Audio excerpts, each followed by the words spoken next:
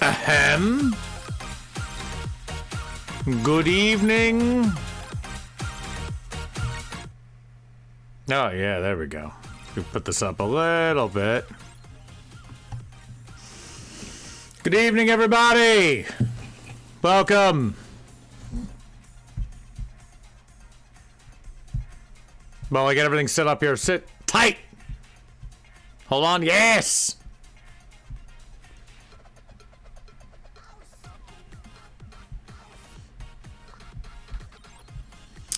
Bump, bump.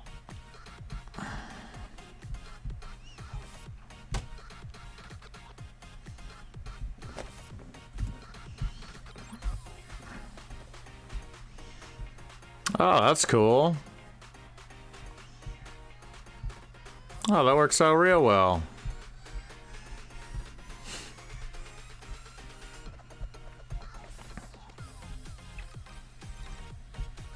Lovely. Good evening, everybody, and welcome to the Friday night edition of the Billy Vegas Show, streaming live on RevolutionTV.com, on the internet, on the YouTube, on the Twitches, all around the world. Missing a great opportunity to have this light on here, but we're just gonna have to deal with that now, aren't we? Hopefully this sounds decent. We can check that real quick. Sit tight, shut up. Tight, shut up. As I could tell, sounds great. Get myself a little beverage here. What are we drinking this evening? It's like we have a little 2017 Pinot Noir.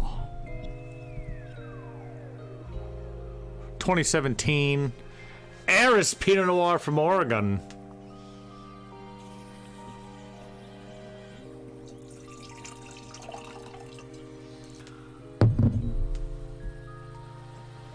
I hope everybody's enjoying their Friday night.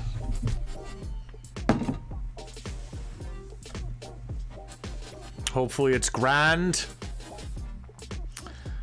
I'm gonna pop up a little guy here. I'm gonna test a little something out.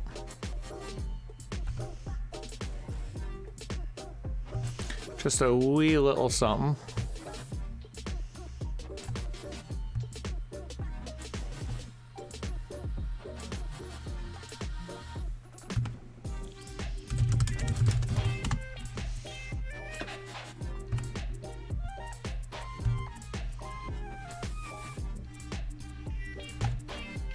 Ah, there we go.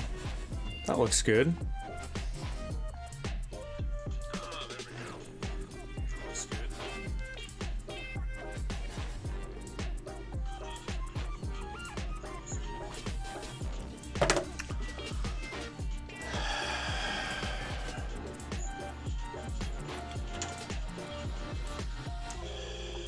Good evening, everybody. Welcome to the Billy Vegas Show.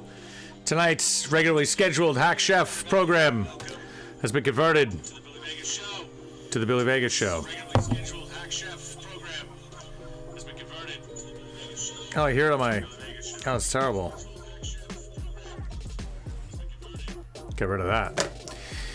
Hopefully everyone's having a good Friday evening. These fucking headphones, the music in the back, it's killing me.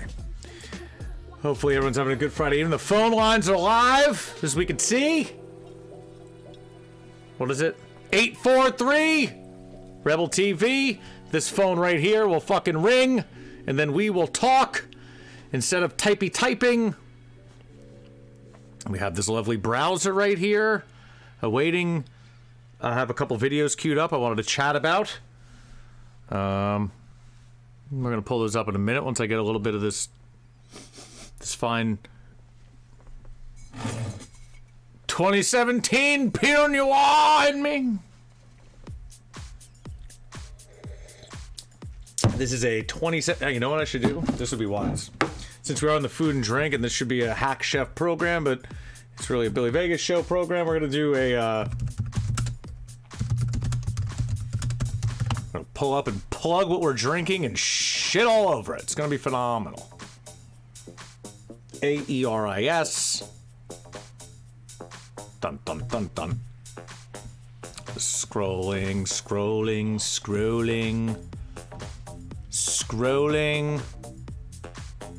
I mean, they don't have their own website. Why? I mean, what year is this? What world is this? Eris.com? Where's that gonna bring me? I know you can't really see what's going on that tiny little screen. I could blow it up to be bigger, but let me make sure that I have something we want to fucking see here first. Here we go. Here's a nice little wine enthusiast review. Eris 2017 Pinot Noir.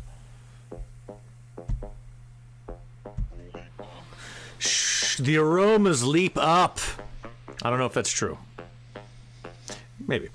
Displaying appealing notes of peppermint candy, strawberry, forest floor, mesquite, cinnamon stick, and herbs. There's a lovely who writes this? There's a lovely sense of poise on the palate, followed by a light, smoky finish. Plenty of enjoyment to be had. Sean P. Sullivan says all that.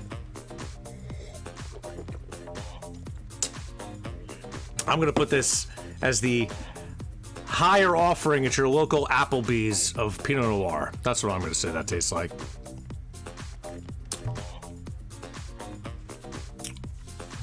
Sean P. Sullivan, I don't know if I could get down with your review. Let's go to the next. That's the bottle. There she is. Now, let's see. Can I zoom in like with this? I guess I don't have a real mouse, so I can't really do that. There we go. This is the same shit on the bottle. These fuckers just ripped off the bottle. That's not very exciting now, is it? It's not very intuitive.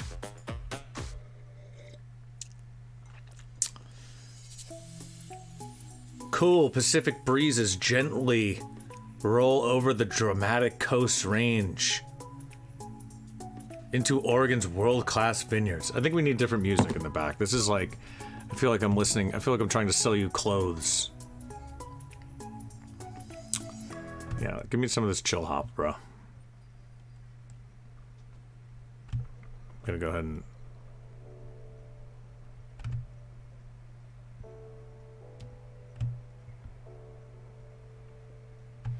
God forbid this is fucking... You know what? I gotta stay in my fucking free music lane. They'll shut down this whole fucking situation here. Alright? Can't be having that. Audio Library Plus has got us covered. Let's pull up a nice playlist. Maybe they have a nice wine tasting playlist. We got inspirational music. Look at all this fucking categories. Cinematic. Sad, dramatic, calm. So let's put on hot fucking R&B and soul, brother. Yeah, that's fucking perfect. That's a lot better than not making my head feel like I'm selling you overpriced clothing. Cool Pacific breezes gently roll over the dramatic Coast Range and into Oregon's world-class vineyards. Latin for air! Eris pays homage to the unique impact these cooling winds have on the grapes in our vineyards through gradual toughening of the fruit skins, ensuring they produce full, concentrated and mature flavors in our Pinot Noir. Yeah, it's alright. I think we're being a little braggadocious here. It's fine. I'm not mad at it.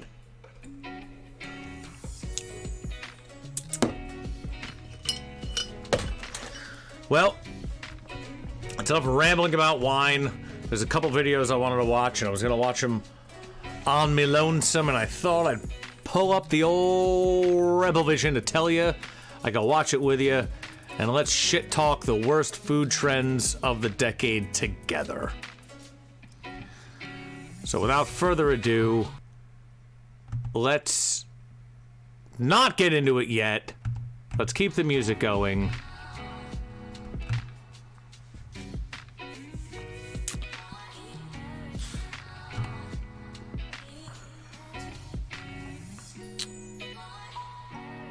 Let's cut to this beautiful looking scene of a bucket of avocados. A whole bucket of avocados is the opening scene of the worst food trends of the decade. I don't know who put this out. Can we see? Food Insider. The 2010s borrows food trends that likely never should have existed in the first place. Restaurants smothered bar snacks in synthetic truffle oil. Horrifying. While smashed avocado became the food of a generation. I mean, I could get behind some of that. An avocado is delicious, but, you know.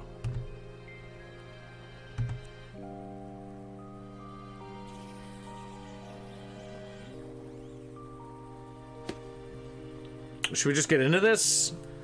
Do you sit here and wait for some fucking jabronis to come in? Like, what do you do? What do you do, the Twitch?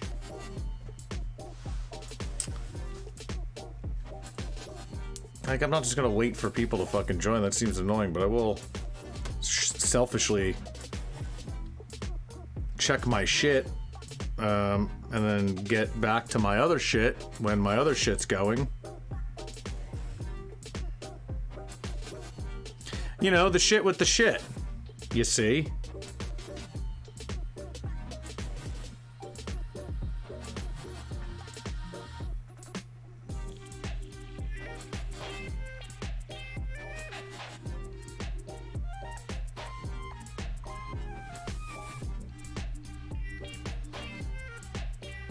Ha, that's funny. Alright, we're just gonna fucking get into it. I ain't got time to fucking sit here all night and wait for jabronis to join. Let's fucking get into it. The worst food trends of the decade. Or we start with how a master chef runs a 2-star Michelin Nordic restaurant in Brooklyn. Aska is the restaurant. I've never been. Yes, I want to go. Yes, I want to see this. Let's watch this first, and then we'll get into the worst food trends of the 2010s. I was really intrigued by this. Frederick Bruselis, as he and his team prepare for dinner service at a 2 Michelin star Aska in Brooklyn, leaving no detail unscrutinized.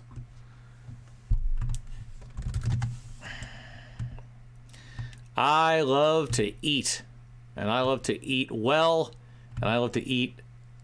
Sometimes you gotta eat a fancy fucking meal at Aska. Look at this fucking website. If this doesn't tell you it's Scandinavian as fuck out the gate, I don't know what will. This is the most pseudo-depressing looking opening page I've ever seen of a $265 tasting menu. Let's just look at the menu real quick before we get into the video. I mean, that looks fucking great. To be fair, I had one of the greatest meals of my life at a Scandinavian restaurant. Torst, in the back of Torst. Luxus was the restaurant. I had a phenomenal tasting menu there back when that existed. It was one of the greatest meals I've ever had, and it was Scandinavian based. Aska, before we get into the video, the tasting menu, rooted in Nordic flavors and sensibilities, the Aska tasting menu is a 12-course journey through the landscapes of New York and the Northeast. The menu is available in our main dining room for $265 per guest. Optional wine pairing for $175 per person. It's not optional. That's not optional. So what's that costing you? What kind of meal? We know gratuity's not included here. So you're talking $265. You got to get the wine pairing at $175. $265 plus $175. You're $440 on the bill. But you're over 5 bills. This is an over $500 per person restaurant.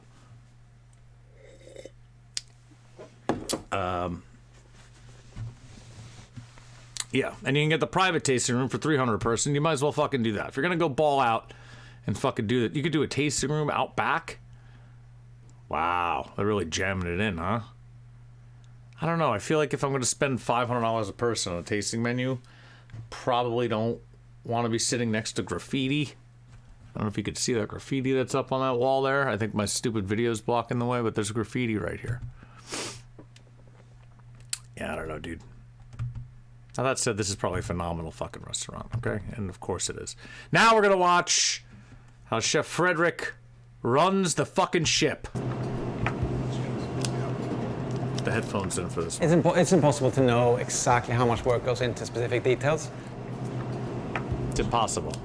Because sometimes there's so much work that goes into something that doesn't necessarily come across as an ingredient that we have spent a significant amount of time sourcing or a dish developing. Well, yeah, that makes sense. This looks delicious. I think that's a given.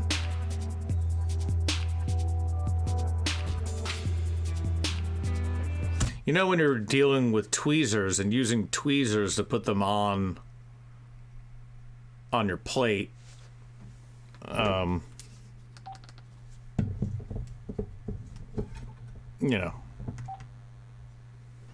when you're putting fucking flower petals on a plate, you know, with tweezers next to your caviar, what appears to be green beans split in half. I mean, you're putting in a lot of work. A lot of thought has gone into this dish. Those actually look like split peas.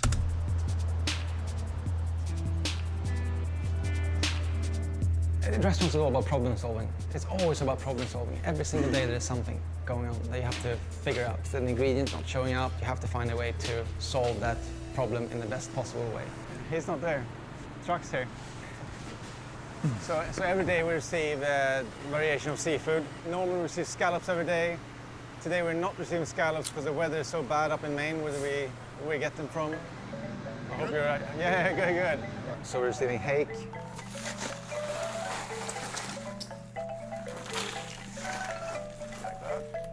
Well, that looks lovely. I'd eat that. And razor clams. Yes, sir. Look at those razor The clams. only thing That's a lot of razor clams. So, like, does this mean he has razor clams on the menu already? And he purchased these? Or he just said, fuck it, razor clams are fresh, bring them in, I'll fucking figure it out. I hope we're gonna find that out. Always bothered me with this is not having the head on. Because the head is so big that we would probably need an even larger box, which would be even more wasteful. But again, looking back at what fish we would receive 15 years ago, I think we're in an okay place. So Yeah, no every shit. morning we like to get this bulkier work out of the way, clean the clams. I think the raised clams is a very good introduction to the menu.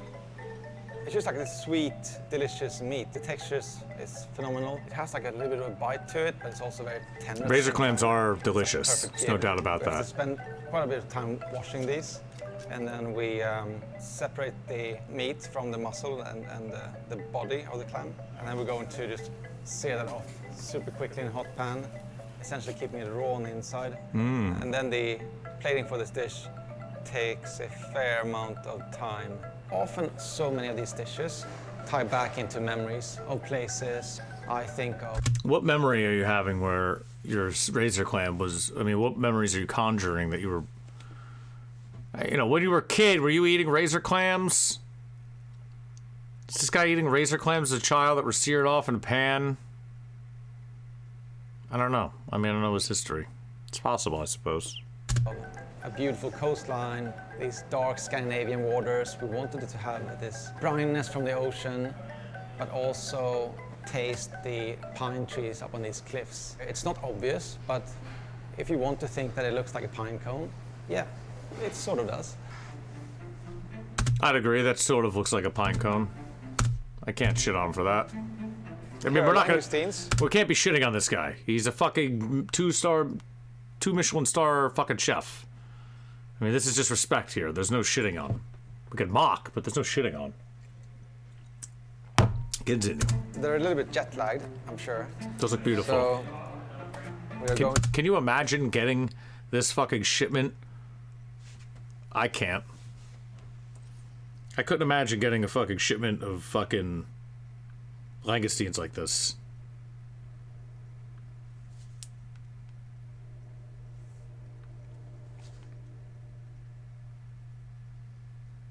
Dun dun dun dun dun dun dun. Da da da da. Sorry, I have to check something on the old phone here.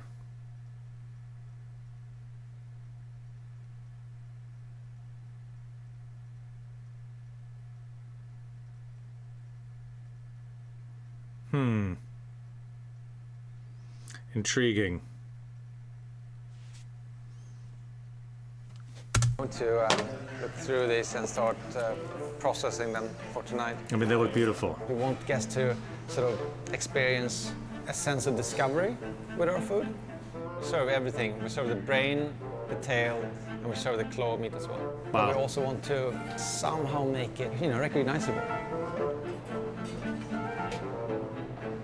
Japanese style grilling. What's that called?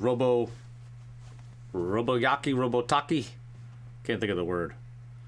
They use those banging fucking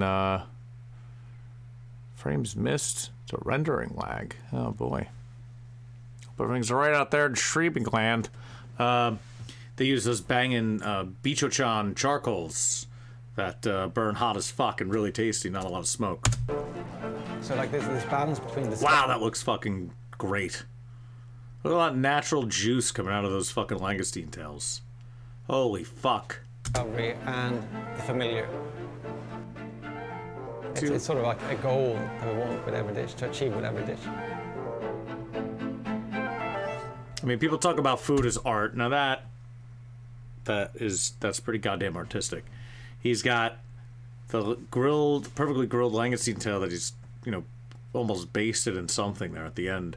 Put these beautiful edible, I don't know what those are, flowers on top. And then that bowl it's in is the river rocks. It's the river rocks. That's fucking gorgeous. Look at that goddamn plate. Some people r/we want plates, I would suggest, might say, what the fuck is this? What is this plate of rocks I can't eat? There are unedible rocks. You cannot eat those. But, that's art. That's pretty goddamn artistic. We found ourselves in a place where we did not receive our live scallops. We had to make time to change the menu, come up with a new course to replace this scallop dish. We have this king crab from Norway. We'll Holy see them shit. live. We'll know in the next 2 hours how this will shape up. If it makes sense, we'll put it on the menu tonight. God damn, that's a big fucking king crab. I guess I've never seen a live king This crab. time of year, this ginkgo tree is dropping all its fruit. And every year we would clean them out, just sort of essentially throw them out, even though it's a delicacy in some Asian cooking. And then inside they have these nuts that we essentially burn and toast. And it has this very specific texture, which I love. Almost like a gummy bear. Typically we use A them gummy for bear? scallop dish. So Did you say almost like a gummy bear? That's impressive. I did not know that those were like gummy bears.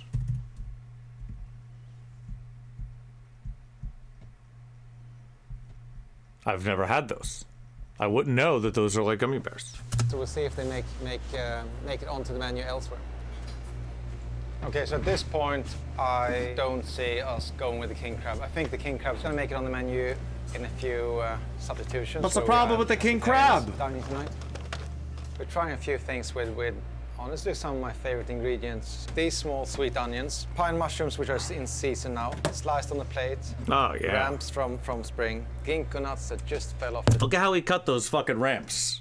This is why this guy's the fucking shit and no one else is. Look at what he's doing. Look at, I mean, I would never think to blanch a ramp and cut tiny pieces of ramp like that. It's kind of brilliant. Watch. He cuts like little leaves. At this point, I don't It's see after us this. going with the king crab. I think the king crab's gonna make it on the menu in a few substitutions where we have I mean, I'll eat that king crab. This guy's not gonna eat it. I'll eat it. It's not a big deal. pescatarians dining tonight. We're trying a few things with honestly some of my favorite So it's like a shallot he's cut in half. No big deal. ingredients. These small sweet onions, pine mushrooms which are in season now, Beautiful. He's slices those pine mushrooms super thin. sliced on the plate. Look at this. Look at this method he's doing here. Blanched. Looks like chive, and then just that fucking little cut he does. Look at that. Ramps from spring, ginkgo nuts that just fell off the tree. Like we're not trying to just get by, but trying to make a new dish that makes sense. We could align the garnish on each petal before it hits the bowl. Yeah. You know, part of this type of food is thinking so micro. You know, like, I was thinking earlier about eating something. It's like, I'm going to make a big pot of sausage, peppers, and onions, you know? And you make a big pot of sausage, peppers, and onions, and if you want to plate it nice, you put a scoop of the fucking peppers and onions down, you put a sausage on top, it's real great. But the fucking genius of these guys is that they're thinking of it as the onion. How do we get the best flavor out of the onion? And that's, I don't know, that this obviously isn't a fucking sausage, peppers, and onion dish that he's doing here. But look at what he's doing with these onions. He's got a quarter of an onion maybe cut out into beautiful pieces. It looks like they're blanched a little bit. They're cooked in some way or another. And then he treats each piece of the onion so you have to focus on it. You have to respect that onion. And it looks like he's kissing it with these like flowers and peppercorns and sauces, whatever. But like when you eat that, all you can think about is an onion, as opposed to when you or I make a fucking sausage, peppers, onion, but you just shovel that shit in your face. Peppers, onions, a bunch of shit in it. That's great. See, you got to think the micro. The micro is the key for these fancy meals. We could align the garnish on each petal before it hits the bowl. Yeah. Chris brings so much joy to the table every day. Micro, not macro. Micro, not macro. Very important. Very important to do that. Sorry, I have to send a message. You'll have to wait.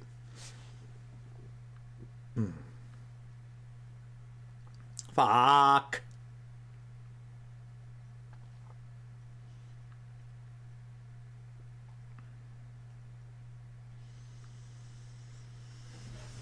Do I have... Sorry, please hold while I check something.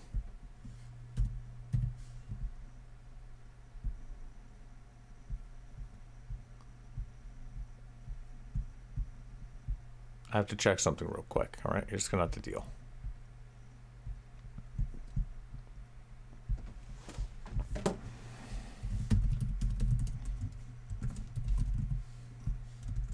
Get out of here.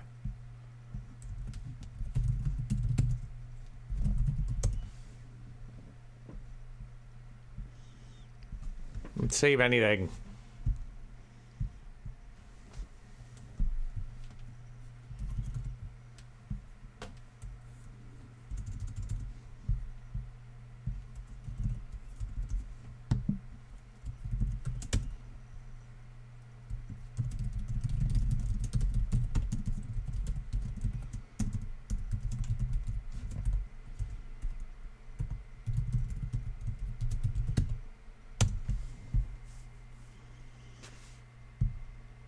Back to the action. Today. Sorry for the brief delay. This is almost like a luxury. It's not all every day that we have time. Like I was saying, look at this. It's so important to talk about the micro as opposed to the macro. This guy has three slices of onion, and when you eat this dish, you're going to be thinking nothing about how that onion tastes and all the shit that's on it. Today, We have to do It's this. fucking annoying, really, but it's impressive if you you try to respect it. Also, his wedding ring doesn't fit his finger for some reason. That's kind of strange. Because we don't have an ingredient that we're used to working with. All right with the tweezers. I mean, I get annoyed. Them and see what happens. You have to take everything into consideration. How much time can we allow ourselves to spend plating or cooking this dish? The guest's perception of the dish. We're taking the scallop dish and right now working with something vegetarian. Yeah. Sometimes for us it's obvious. An onion can be as valuable as a piece of fish or meat or caviar. Not everyone is expecting to go to a 2-star Michelin restaurant and eat an onion. It's a 14-course menu, but you can still feel cheated by a 14-course menu. At this point, there's a lot of things going on. I think we should try it one more time. I think something has to go. I think the ginkgo has to go. I think it came too late to the party. Let's try that. In general, people have no idea where food comes from. The quail is preparation of a bird that we received from Vermont. We receive them whole. 99% of all birds being sold arrive without the head, without the foot. To me, it's just the bird comes with a claw. It's the most natural thing ever, right? It has a foot on it, like most animals. It should have a foot on it. The process breaking them down is somewhat time-consuming. So the quail has these very small, fine feathers which you can rip out. We serve the breasts on a plate, and we serve the leg to be enjoyed with your hands. And the guest simply is encouraged to grab the leg by the foot and eat it with your hands. Some guests, when they see the foot, on a rare occasion, do not want to touch it, do not want to eat it. Like they don't want to know that they ate this bird. I mean, I don't mind that now, but I could see somebody having a problem with that. I don't agree with them, but I could definitely see somebody going, I don't want to touch the foot.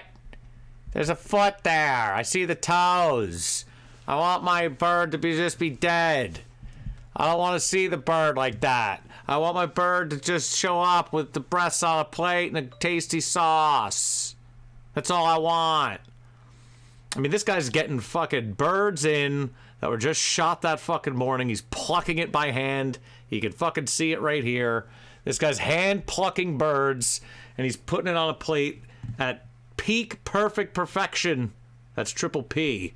With the fucking claw sticking right out, so you could dig right in there and just just fucking get in there on it. I mean, he's pretty courteous. It looks like he cleaned the fucking chicken nails on there. That's a clean nail. That's a respectable, clean guinea hen chicken bird nail. On a rare occasion, do not want to touch it, do not want to eat it.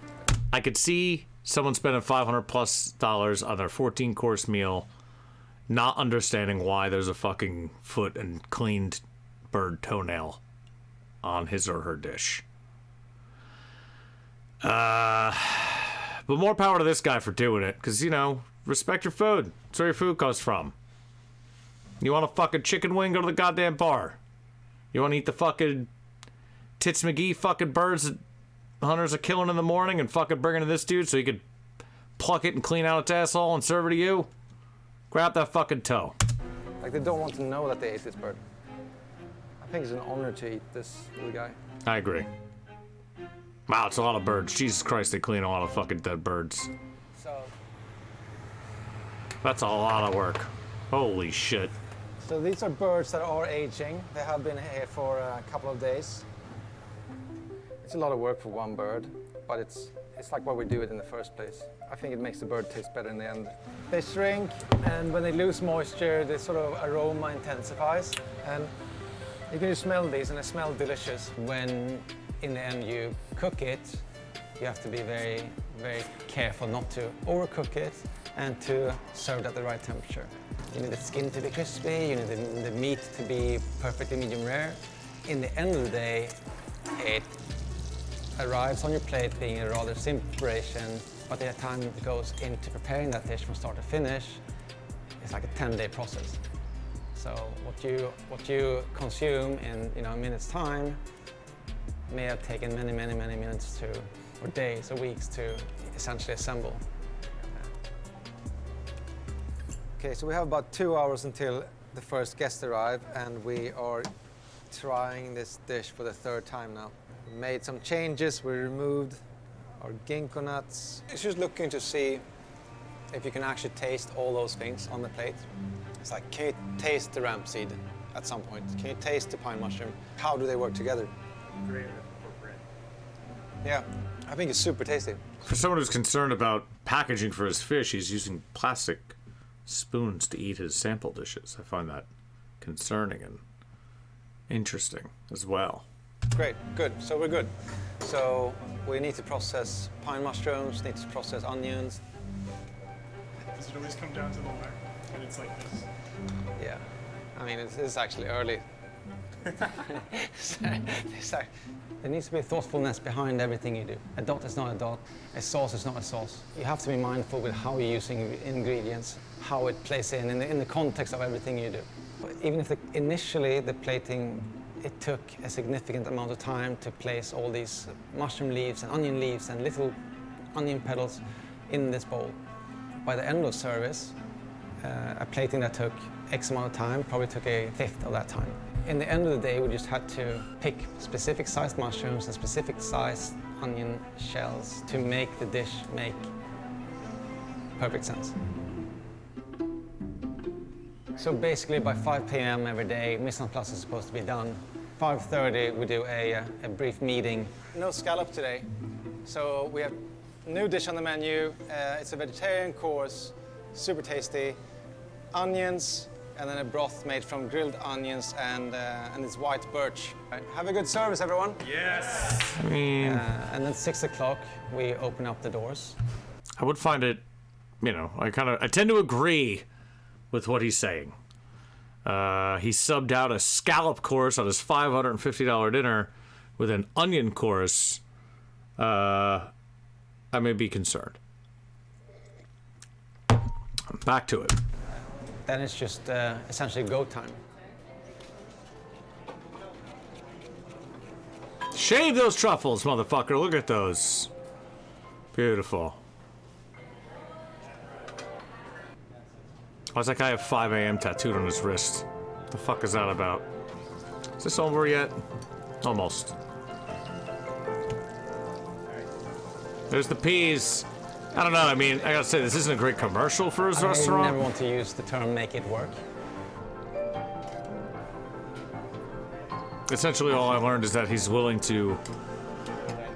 guy's willing to sub out a scallop course for a onion course, which I find interesting on a $550 tasting menu. Yes, but we will make it work. But this guy's got 2 Michelin stars, I don't. Anything else not going the way we want it to go. So we're going to find That said, a new way of addressing the current situation. That said, those in the onions best are possible way. probably the best fucking onions you'll ever eat. Let's be fair. Well, good job, Oscar. You did good. I still want to eat there. But now we have to get into the worst food trends of 2010. It's time. The worst food trends of the decade. 2010. I need a producer here. I don't know who did this video. I looked before, but I forget. Food Insider has done a video. I have not watched this at all. I just like that it's opening with a disgusting looking bucket of avocados. I'm excited to see this. Where this goes. The worst food trends of the decade. Better put it in full screen. Fucking hit it. We have taken you through the best trends to happen to food in the past decade. But if only the good die young, that may explain why these trends are holding on for dear life. Whether they overstayed their welcome or were bad from day one, we can go back. There's a lot to be said here. I hope this isn't just the highlight reel. Sriracha, there's nothing to be mad at. We should all be appreciative of sriracha and happy that that made it to our coast. Our shores, rather. Food in the past. What the fuck is this? Is that a fucking taquito with fucking maple syrup on it? That's not a trend, dude. Next. Decade. But if only the good die young. we can get rid of the gold flake trend. I'm excited to shit on that, hopefully. That looks very silly. That's not a trend. That's just some shit people are doing. That doesn't make it a trend. Just because some fucking people are putting fucking gold flake on their fucking, what is this, ice cream? Oh, is there a fucking luggage tag? What is that? Look at this fucking thing. What is it, a luggage tag? Can you see my mouse? Is this a luggage tag? I don't think you can see my mouse, but there's a fucking luggage tag on this thing. I don't think we need a luggage tag on that. That food trend can go. I didn't even know that was a food trend. I eat a lot. I like to think that I'm hip to fucking food trends. I was not hip to the fucking, gold fucking... Oh, God! So I was adjusting the gain on my microphone. It looked like it was a little hot. And I also, admittedly, was not paying attention. We put the phone back so you could all make a phone call to me and join in on the shit talking. Where's the number? It's down there. Fucking 843 Rebel TV. Give me a call. The phone will ring. You'll interrupt the video. It'll be funny. We'll rip shit on this fucking gold fucking... whatever the fuck this is. What is that? That may explain why these trends are holding on for dear life. Is that cheese? Whether they overstayed their welcome It's avocado on whole grain toast. It's delicious. We don't have to shit on that. or were bad from day one, we're taking you through the 8 worst food trends. The worst food trends of the decade! We're gonna need to fill the old cup for this one. This should be good. I got warmed up on the fucking Michelin star fucking video, but now we're gonna fucking get in and do some work.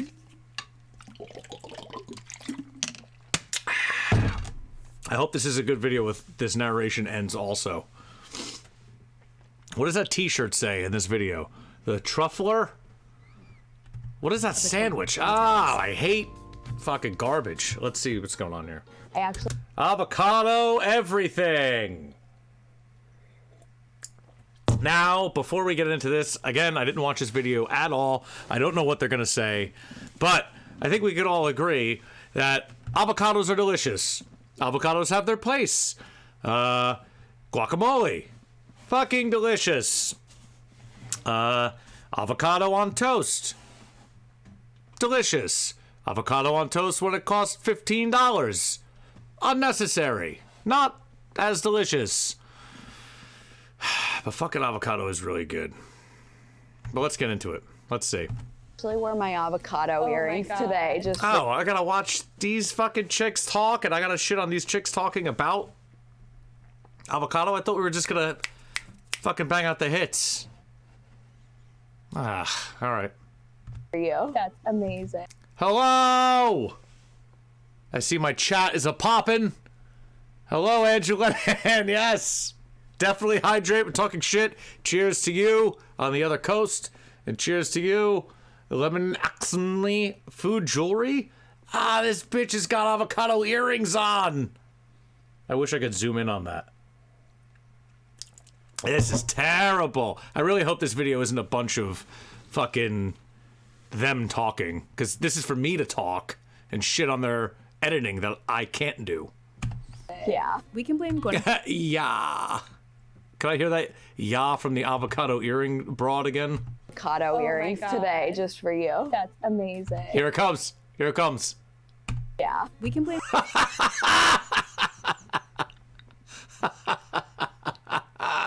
One more time. Listen to this fish say yeah. Today just for you. That's amazing. Yeah. we can blame Yeah. Gwyneth Paltrow for a lot of We could blame Gwyneth Paltrow for a lot of things. All right, let's go. We don't want to, not every line here, guys. Let's, things, but possibly the most notable is avocado toast. I mean, one, that's a beautiful fucking picture. As an amateur, at best, food photographer, that's a beautiful, that makes me want to eat the fuck out of an avocado toast. Let's examine this for a second, though. They really diced and trimmed out this fucking avocado that's in the fore here underneath that egg. Wow, this really makes me fucking hungry and delicious. That looks great. There's nothing to be said here. But they really did, you know, work to make that look good. Fuck. Even the fucking plate looks toasted. No, she didn't invent it, but she is credited with popularizing it because of a recipe in her 2013 cookbook, It's All Good. And Avo Toast was suddenly aspirational, popping up on menus and food blogs everywhere. By 2014, avocado toast was the breakfast choice of a generation, with Americans consuming 4.25 billion avocados that year, and I would like to know what the number was before this. 4.25 billion in 2014 after Gwyneth Paltrow said avocado on toast was good. This bitch created a fucking boom market. That's impressive. Go, Gwyneth, go. by 2017, we were spending nearly $900,000 per month on avocado toast. What the fuck is wrong with you, America? Jesus fucking Christ. Am I booming? Sorry, this mic's really hot and it's up in my shit. Let me fucking take it down a notch. Yeah! There we go. That should be better. Sorry. Yeah, I tried to open up a fucking avocado shack once. It didn't work out too well. As soon as I did it, avocados went up in price, and, well, now we're streaming to fucking 4 people and talking about avocado revenue charts. Real great. So what they say, $900,000 a month in fucking 2017 on fucking avocados? You fucking kidding me? 900 grand a month because Gwyneth Paltrow fucking said so? Holy fucking shit, Gwyneth. Keep it going. People have moved on from solely smushing the green fruit on toast to putting it on literally every Who the fuck was cutting that toast?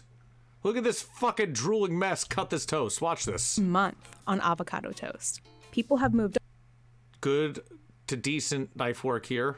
on from solely smushing the green This. What is this fucking jabroni doing? One, look at his gloves. What is the fucking... Why is this on white toast? I could tell how fucking stale that toast is. And watch this cut. Look at this. If this was $14, I'd be pissed. fruit on toast to putting it on literally every other food you can think of. I don't want to be this mean person, but if I go to brunch with someone, Trisha, it's okay. You could be this mean person, I promise, because I'm 99% sure I'm going to be very mean to whatever you're about to say. and they order avocado toast, I'm instantly judging them. I paid $14.95 for a I wasn't kidding. There's $14 fucking avocado toast out there. $14 fucking avocado fucking toast exists. $14 people were spending on fucking avocado toast for some reason. That is Karen toast. 1,000 fucking %. And these bitches are definitely a bunch of Karens. Look at these Karens. Irene is really loving life right now, though. Look at her.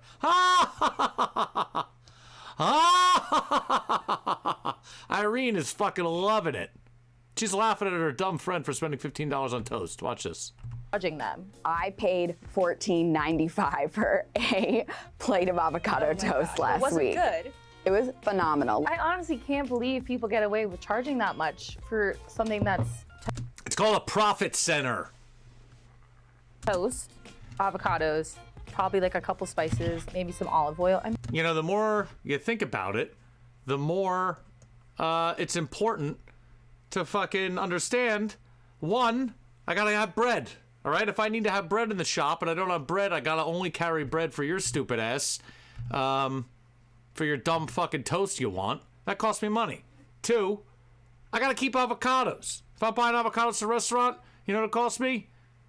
Sometimes a fucking shitload. And you can't buy one, you can't buy two. I gotta buy 50 fucking avocados and put them in the back. So you're just gonna pay for that? You're a dumbass when you order one fucking avocado toast and you get a half of an avocado on your toast. This goes for profit center cities like California and New York City. Not normal people who charge normal prices for avocado toast. I mean, that sounds so good. It is embarrassing to say, but I've definitely paid probably more than $20. Stop it. Stop it. Not good financial decisions on their part. I don't know how you spend your money. We could be using that to get mimosas instead. Avocado That bitch loves a mimosa. Before I even hear about this pizza, I mean, we're just putting avocado on it. I wanted to see where we're going with that. Toast is not only on this list. This is fucking vile. This is, number one, look how limp dick this fucking dough looks. How dry and fucking pasty is that? Holy shit. With barely cooked onions on it, some kind of half-dick scallion pesto. And then this fucking mongrel's got his dirty hands all over a fucking poorly sliced avocado. Let's see it. List because it became a tired trend on brunch menus, I'm but sorry. also because an increase in demand has led to more dangerous consequences. The coveted fruit has led to a rise in cartel activity. How you spend your money. I had to rewind. I think you need to see how poor this You pizza could be looks. using that to get mimosas instead. Look at that fucking sad pizza, dude. I'm really disgusted by this. Wherever this is very sad. And you know that's an expensive pizza because they're giving you the fucking $15 charge up for that sad dick fucking avocado they're putting on it. And fucking Mr. Oh, God. Is not only on. That is just bread. This is fucking toast. This is glorified toast. To be fair, whoever owned this restaurant's like, you know what, dude? We're paying for bread. Why don't you just take some of the fucking flour we got in the back? Let's just fucking whip it up with some fucking water. Let's just call it some fucking sourdough. And then we'll throw it in the fucking toaster like it's an English muffin. And then we're going to bust it out and put some fucking scallion pesto on it. And then you could add an avocado for $14. We'll sell the whole thing for $34. It's gonna be fucking great. And old fucking mole hand here has no problem doing it. I hope you could see his mole hand. Look at that fucking gross thing. On this list because it became a tired trend on brunch menus, but also because an increase in demand has led to more dangerous consequences. The coveted fruit has led to a rise in cartel activity in Mexico, where local avocado farmers are threatened and extorted for profit. And because avocados require a vast amount of water to grow, resources are being diverted from local communities in South America. See, it's not that I hate avocados, because I love avocados. Yeah, who doesn't? I know they're not being ethically farmed all the time. We love them so much, there's been avocado shortages, or at least rumors. This woman's lack of upper lip is disturbing to me. That's really mean and unnecessary, but it's throwing me off. Of Pumpkin spice. So they're really hitting all the hitters. They're not really they're not diving deep. We're gonna hit avocado, we're gonna hit pumpkin. What else are we gonna hit? I mean, they're doing the worst shit of the decade. You got avocado, you got pumpkin spice. There's gonna be like I don't know. Just fucking watch the video, dude. Stop fucking predicting the future. You're not fucking Kreskin. Typically, pumpkin spice doesn't even contain the autumnal squash, but that Autumnal squash. This literally sounds like some fucking college chick is fucking, this is her college thesis. Don't forget, you could call the phone. You could call the phone line, 843-REBEL-TV, and ring my phone, and we could talk like fucking gentlemen. Or ladies, I don't want to assume your gender. that hasn't stopped it from becoming more emblematic of fall than piles of leaves on the ground. I think for me, Who are these two? I think either they forgot to capitalize the L, or her last name is Ionis.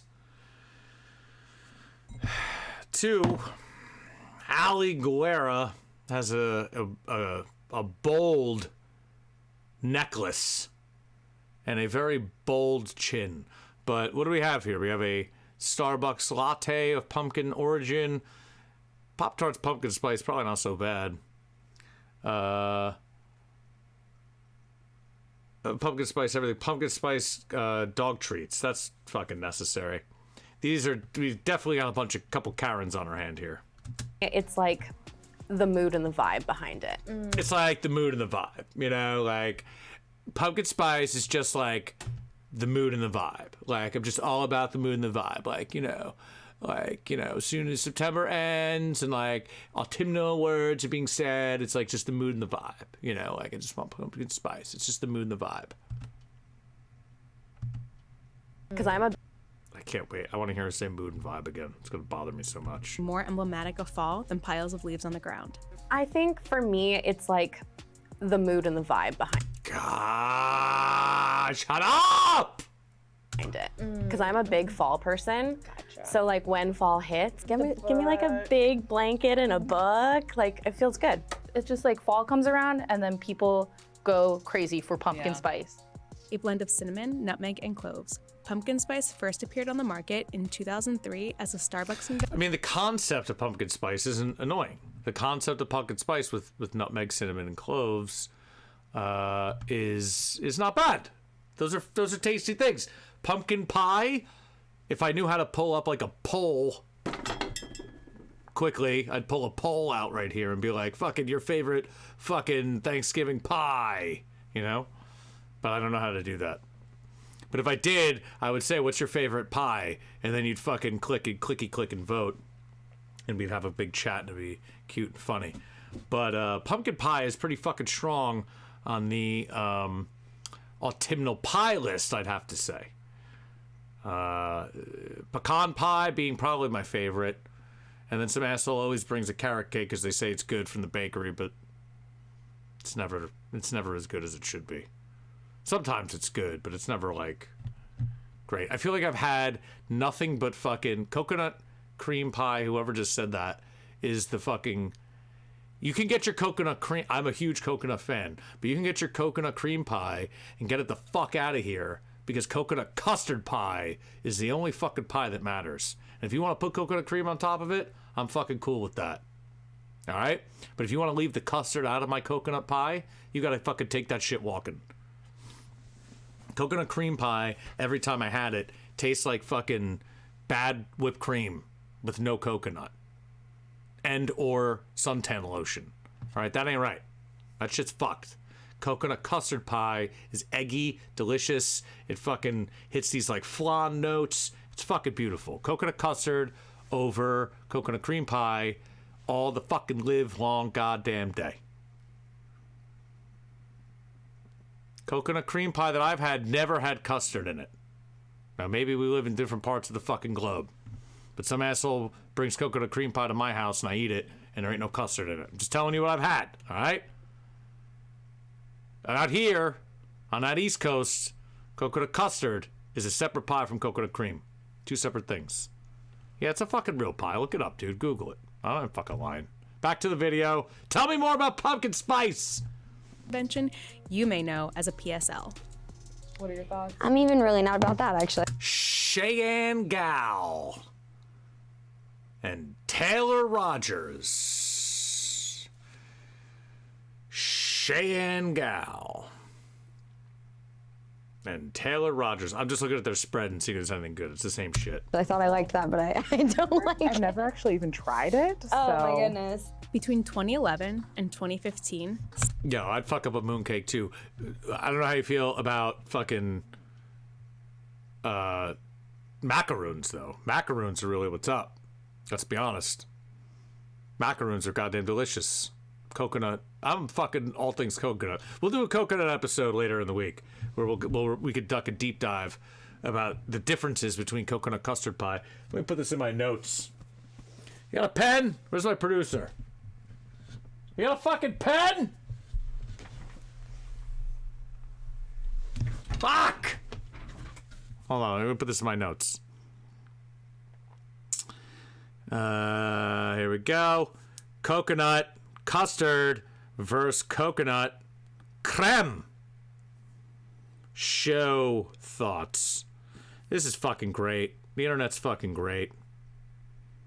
All right, back to pumpkin spice fucking nonsense. Sales of pumpkin-flavored products grew by 80%, and food companies couldn't and wouldn't be stopped, imposing pumpkin spice on almost any product conceivable. All of this is like way too much. Like, no. Ian Burke looks stoned as fuck, and Manuel Silva-Paulus his name is concerning, and his face shape is also concerning. Dog wants pumpkin spice, like dog treats. I wouldn't know what those taste like. I'm not gonna say you need to know. Medha Imam and Lisa Paradise. Lisa Paradise clearly has the best name of anyone in the whole fucking crew so far. Lisa Paradise sounds like a character on Saved by the Bell that we were missing. Not the best hair though, but it's all right. What these taste like, but I'm gonna say that like your dog doesn't know. what this is. Your dog doesn't need. Your dog probably doesn't want it. Yeah, I think pumpkin spice could definitely be left in the 2010s. I think it's just been inundated in our world. I don't think we need more of it. We get it. Pumpkin spice sucks. Probably like one of the worst things that came from this decade, just because it's like just branding. It's just like, oh, it's fall, it's pumpkin time. It's taking Yes, it's exactly what it is, and it worked, and people love it. It's fine. Just fucking next. Yeah, 3. Let's go. Juice cleanse. All right, I didn't know this is where we're going, but truth be told, I have done a juice cleanse before, back in the. I don't know. I'm not good with dates, but I fucking have done a juice cleanse. I did, what was it? The Master Cleanse. A few years before it became a thing. I had the little book. Do I have the book here? No, it's up in my, it's in my real library. The Master Cleanse Diet, where all you consume. This is before I knew anything about nutrition. For some reason, I thought it was a good idea because I was getting fucked up a lot, and I thought I would cleanse my system for a week or plus. I believe I did 18 days, no bullshit, of nothing but water with lemon juice, cayenne pepper, and the most important ingredient, grade B maple syrup. I've since done many other fasts and cleanses that were much more successful than that. I did that for 18 days, I think, in the college time period. I smelled like wet garbage the whole time, as confirmed by many others. And I don't think it did much of anything except burn my insides. And I think that might have been a reason why I have a gut of steel. I could eat anything, and it doesn't really fuck with my stomach so much, except for the food poisoning I had twice in December. But besides that, I think it gave me a fucking powerful gut with all that acid and fucking cayenne pepper you consume. Back to it. Enough of my fucking nonsense. Miracle Juice cleanses tout everything from a detoxified body to better energy and mental clarity. That's pretty. Millions have gone without. That's pretty looking, whatever that was. Where do you get that? Some fucker knows what this is. Is that a Starbucks drink? Someone knows what the fuck that is.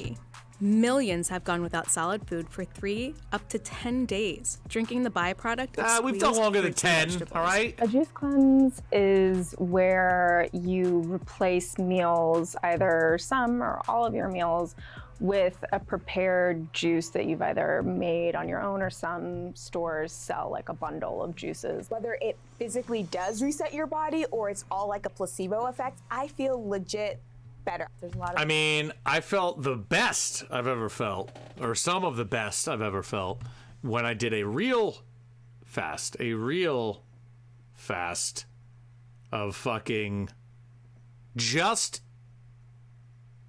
water and coffee. That's all I had for, I think, like 7 to 10 days.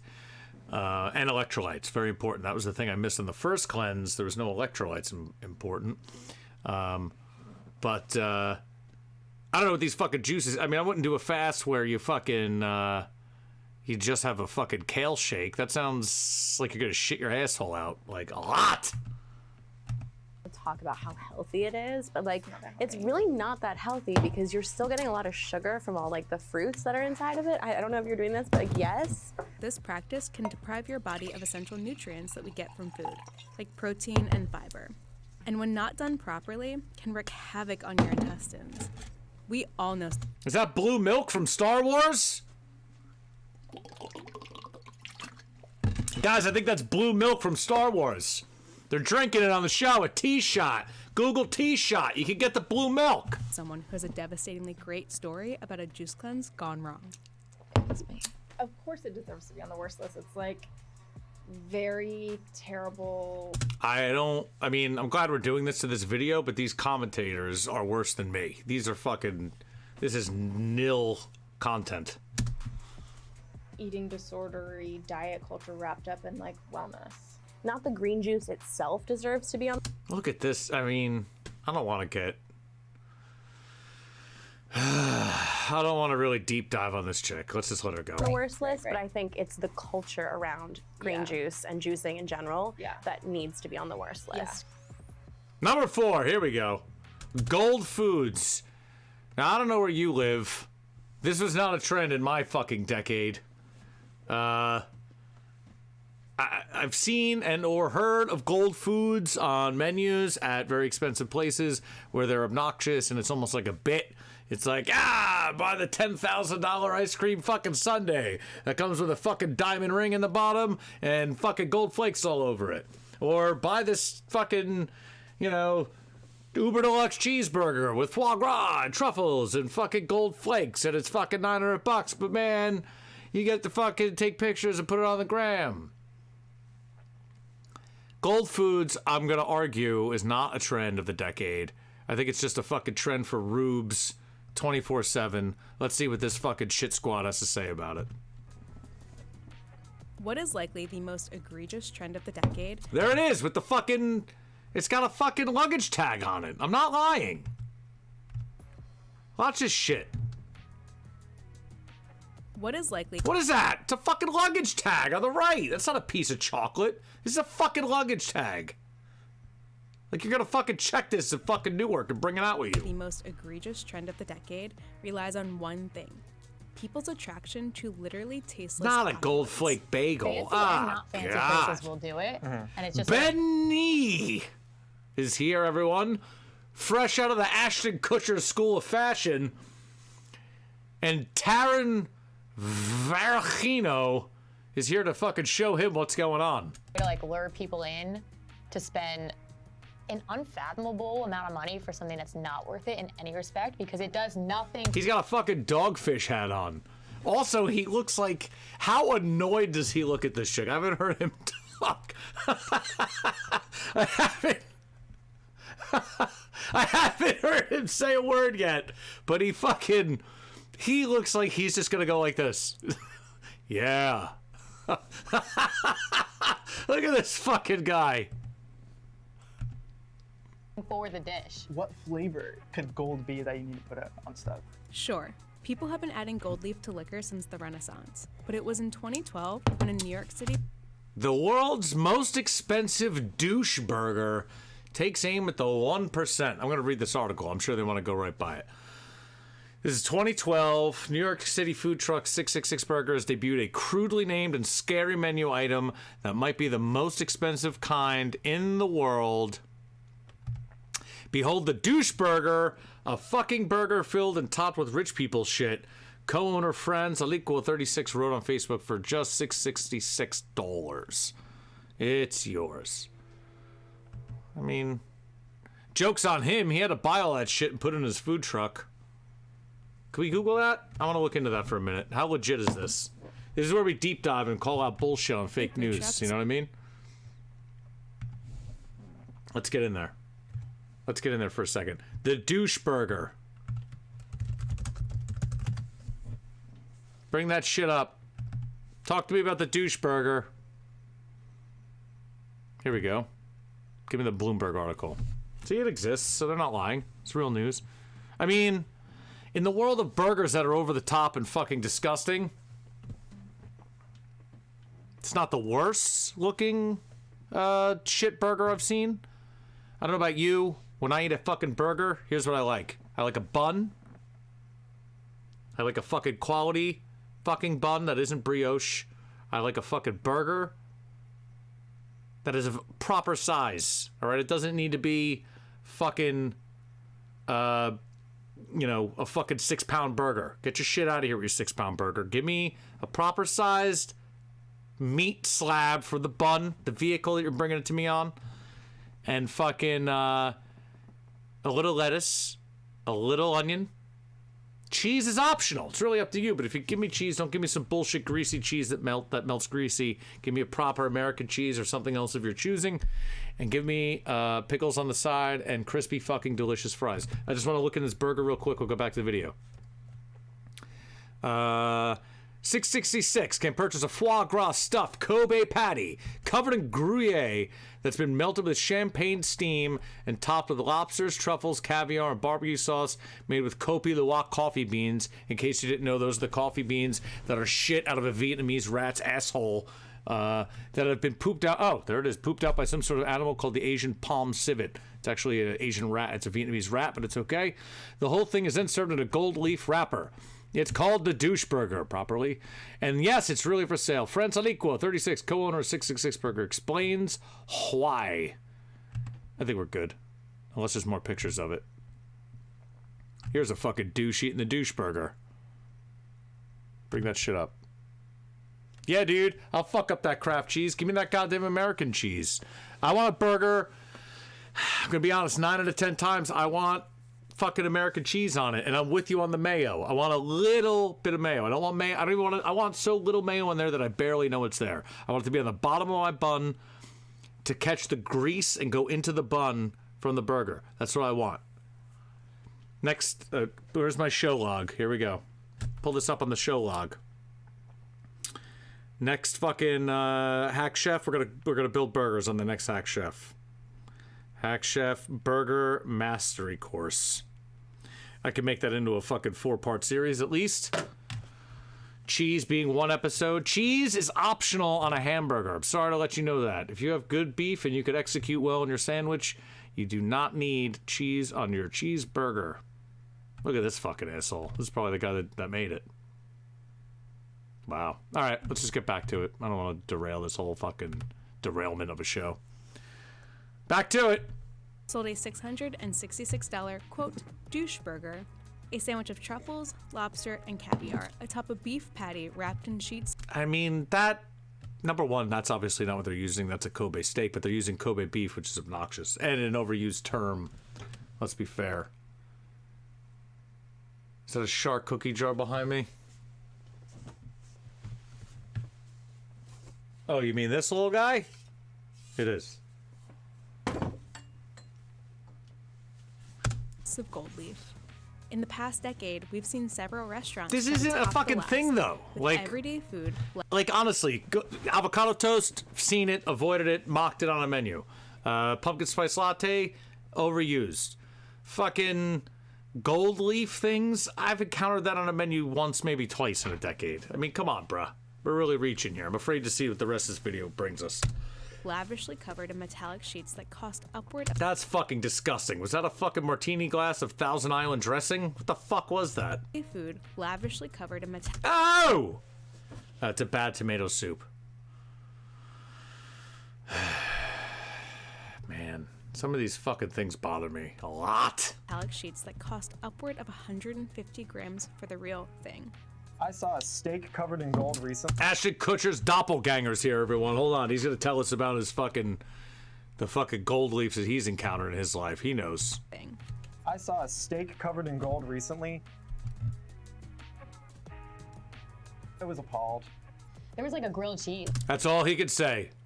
They brought this fucking dude in from the fucking mailroom to say, I saw a steak covered in gold recently. Cutaway footage. I was appalled. See it again. Covered in gold recently. I was appalled. I was appalled. There was like a grilled cheese. You don't put gold on a grilled cheese. I've had it covered on my food. Whoa! Oh, I thought you said face. My bad. This chick's parents are proud. I think we could all agree that that's not the case. In my opinion, it's the worst food trend of the decade. You'd be right, because it's not really a food trend. It's a made-up fucking thing, like your fucking hat is a made-up thing, and what is that shirt, that jacket with that arm? Like, why is that arm bleached like that? That's bothersome to me. Is this your brand? I'm okay with rebranding. Hilarious, dude. Fast food secret menus? I'm not mad at that.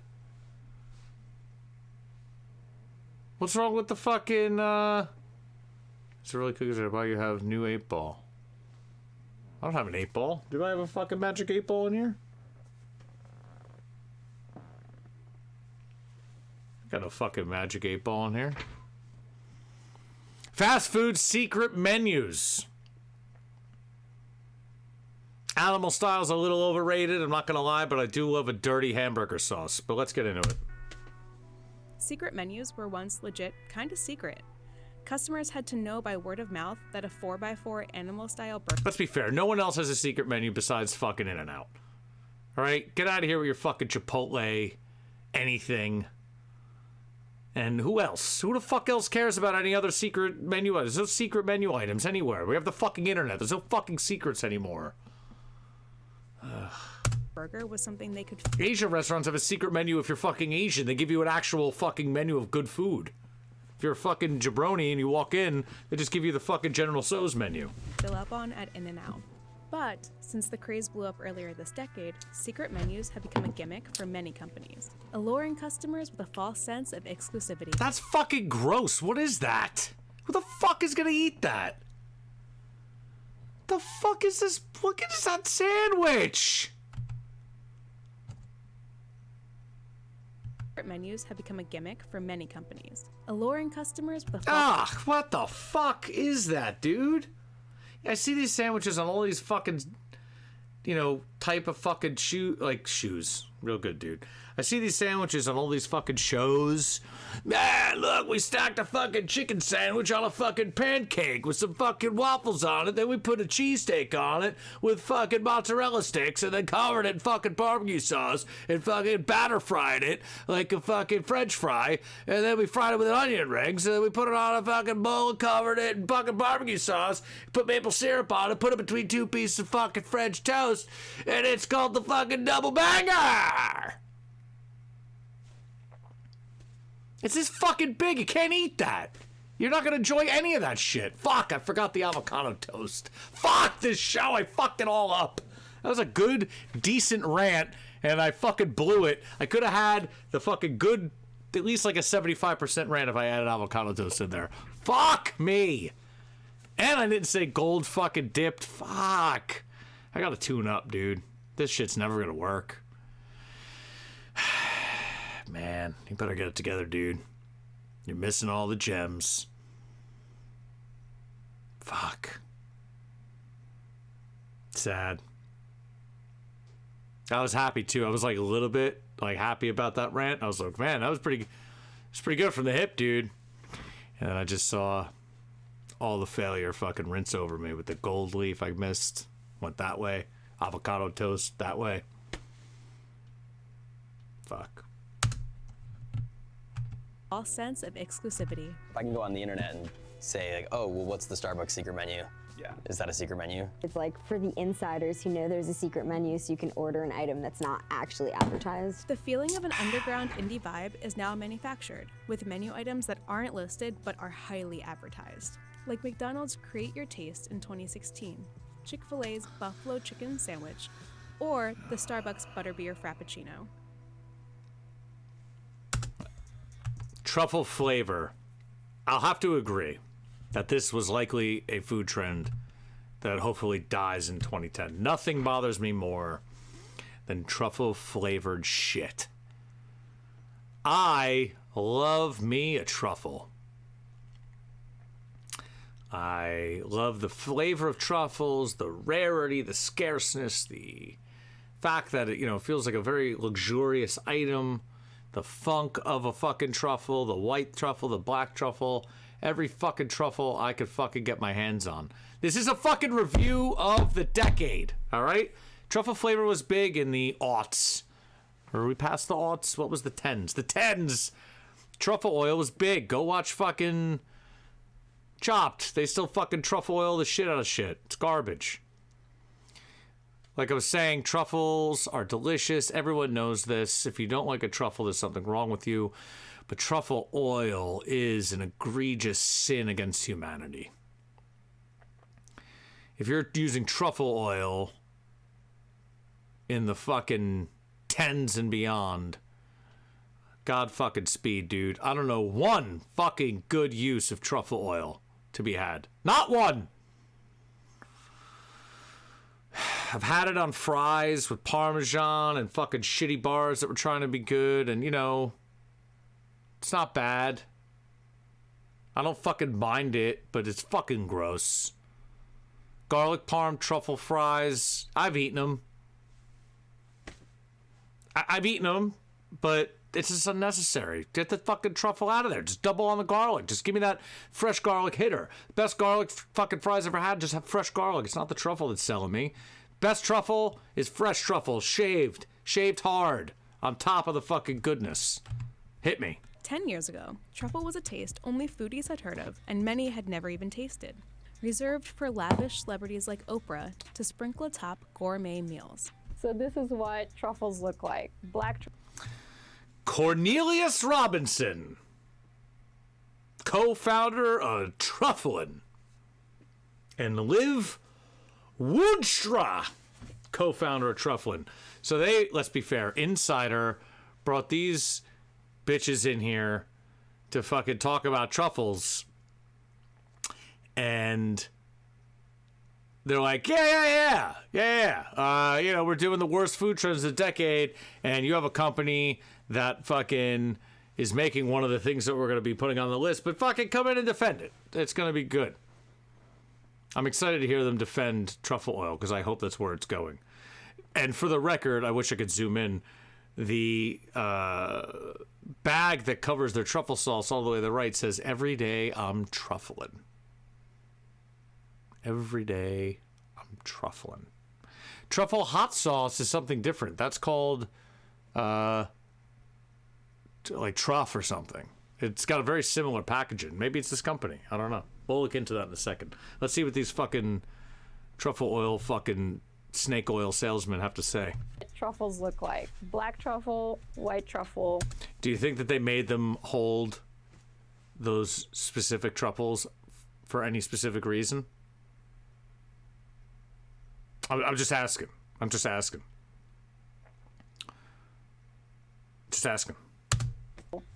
French, Italian. When people think truffle, She's probably French. He's probably Italian.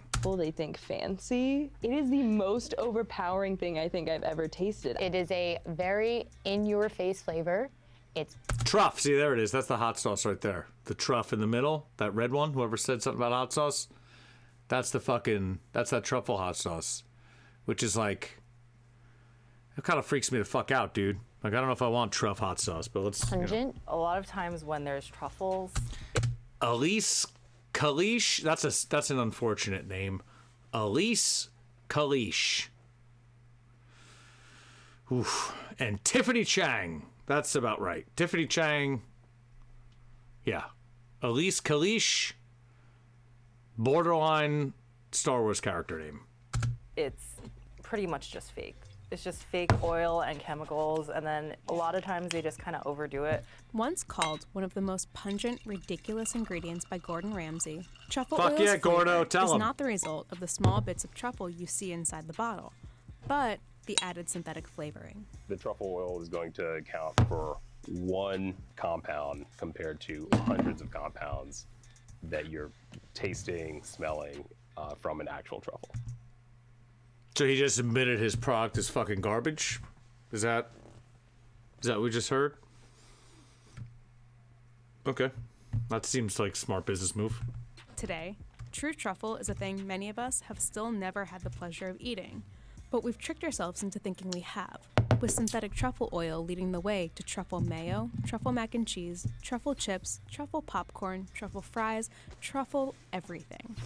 Just, you haven't had truffle. If you've eaten any of those truffle items that she just said, and you have not had a real truffle, you have not had any truffle. I'm sorry to inform you of this. Let's hear the list again. Truffle mayo? No. We're going to go one by one here. Truffle is a thing many of us have still never had the pleasure of eating, but we've tricked ourselves into thinking we have, with synthetic truffle oil leading the way to truffle mayo. Truffle mayo, let's see. If there is a use for truffle oil, truffle mayo is arguably the only good use. If there's a use to be argued, truffle mayo is the only use. And I argue that only because mayo is primarily made with oil. There's a lot of oil in it, and maybe you want to use, if you could create a truffle oil that tasted good, perhaps that's a good use. Next. Truffle mac and cheese. Truffle mac and cheese is a big fucking jump. Take your fucking truffle mac and cheese and jump the fuck out of the bridge. No one wants your truffle mac and cheese. Mac and cheese, number one, is hard the fuck enough to make good. All right? It's always greasy as shit. Every fucking bar / micro pub is fucking making it with fucking limp dick noodles and greasy ass cheese and sad ass breadcrumbs on top. And I'm sorry to let you know, adding truffle oil ain't fixing it. So go fuck yourself with that. Next. Truffle chips. Truffle chips? No. Truffle popcorn. Truffle popcorn? The saddest of all the things I've heard so far. Taking a subpar, sad, overpriced truffle oil, putting it on your popcorn and tossing it is fucking vile. Also, this popcorn is fucking 90% unpopped. Look at this. The fuck is this? Who popped this? Truffle mac and cheese. Truffle chips. Truffle popcorn. The fuck? That's the worst looking popcorn I've ever seen. Truffle fries. Truffle everything. Truffle fries, just as bad as truffle chips. Same shit. At the end of the day, this is people's first experience. And if they say, well, I've tried truffle oil, so therefore I've tried truffles, and the truffle oil was atrocious, then, you know, they're never going to get to that next step. I agree with him.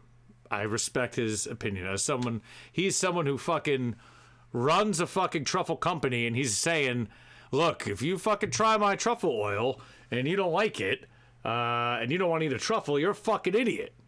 Because this shit ain't the same fucking thing. He's like, I just put money into this because you fucking people spend money on truffles. I don't fucking know. He literally just said, don't buy my product is not a good representation of what it says it is, but it's the fucking thing for idiots. That's what he just fucking said. I want to go buy his product now. Listen to him. This is fucking great. Therefore, I've tried truffles and if they say, well, I've tried truffle oil, so therefore I've tried truffles, and the truffle oil was atrocious, then, you know, they're never going to get to that next step. This is... Yes! He fucking knows! That guy's great. I want to go buy their fucking truffellini oil, whatever the fuck it is. It's like the anti of what truffle's supposed to be. Like, truffle's supposed to be expensive. Yeah, I mean, they definitely edited that to be courteous. But he did say those words, so let's give him credit. Call the phone line.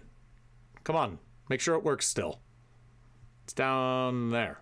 Call the phone line. Wait. Call the phone line. 843 Rebel TV, taking your phone calls. Hard to find, rare. Right. And this is artificially flavored. So going forward, I think we should definitely leave it in the last decade. Yeah. I just don't think it's very necessary in a lot of foods. Number 7, what's it gonna be, guys? What's it gonna be? Carb alternatives. I mean, that's definitely a trend, I'd say, of the last 5 years of the decade, and probably the biggest one is cauliflower for pizza, I think. Cauliflower pizza, which, I'm not gonna lie, I've had some, just because it's so intriguing and widespread. It's not the worst. In the world of shitty pizza, it's not the worst.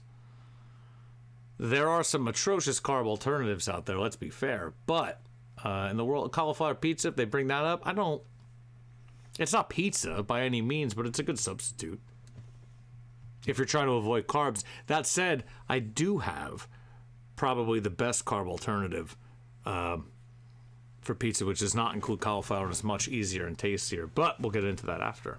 That was a tease for what they call the biz.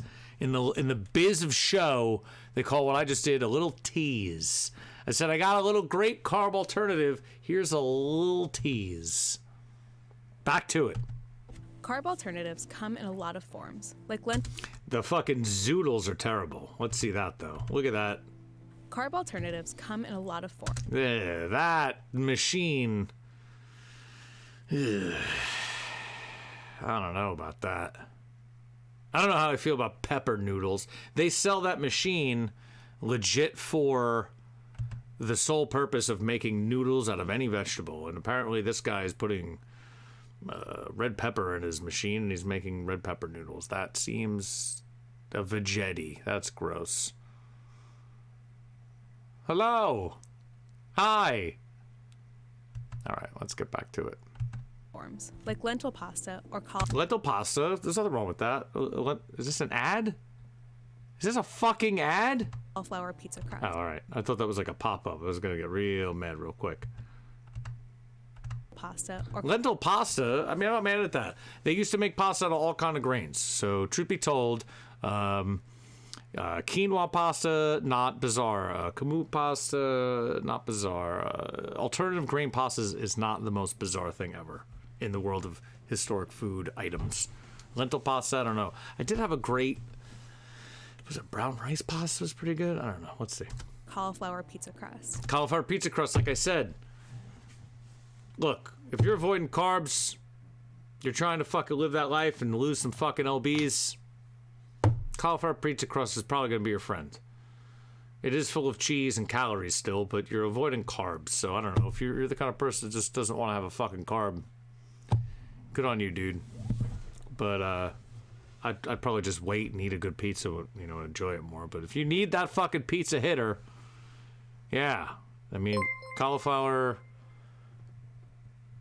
Who's that? We got a follower. Thank you. I can't read the name. It was longer than the box, and I didn't even see it. But thank you for following. Everyone who's here, please follow and subscribe. And follow and subscribe. If you're on the Twitch, you got to follow. If you're on the fucking YouTube, you got to subscribe. If you're on both, you got to subscribe. You got to follow. We got big fucking shows coming up. It's fucking great. Anyway, back to cauliflower pizza. It's not bad. It's not great. I have a much better alternative that I think I might do next week on the Hack Chef Show. It is January still. Let me put that on my show thought list. Cauliflower pizza alternative. I've eaten it multiple times at this point, and honestly, it's not because I avoid carbs, because I'll eat a fuck out of a carb. It's because it's delicious, and it does have, well, there's minimal carbs, but if you're okay with a handful of breadcrumbs, you'll enjoy it. Moving on. But one of the most popular is spiralized vegetables, like zucchini, beet, carrots, and squash. A zoodle I don't know if I've had vegetables like that. I don't think I've had someone prepare vegetables and call them pasta noodles and give them to me. I don't even know how I feel about that. Onward. It's like if you made pasta but with vegetables, which, like, why would anyone do that? I mean, I get it if... Because they're trying to not eat pasta, bitch. Of course. I mean, what the fuck? We know why. Some fucking people are trying to lose some lbs out there, and they're trying to fucking not eat pasta every fucking day. Pasta's delicious. Tomato sauce is delicious. They want to cover tomato sauce and shit and eat it because that's all they know how to cook. It's easy. And they want to use a fucking noodle instead. They get these fucking people. Come on. If you're just trying to, like, not eat carbs, but I also feel like this is definitely not going to be nearly as satisfying as pasta. In 2014, Good Housekeeping. It's not about being... Is that my phone? I don't know what that ring is.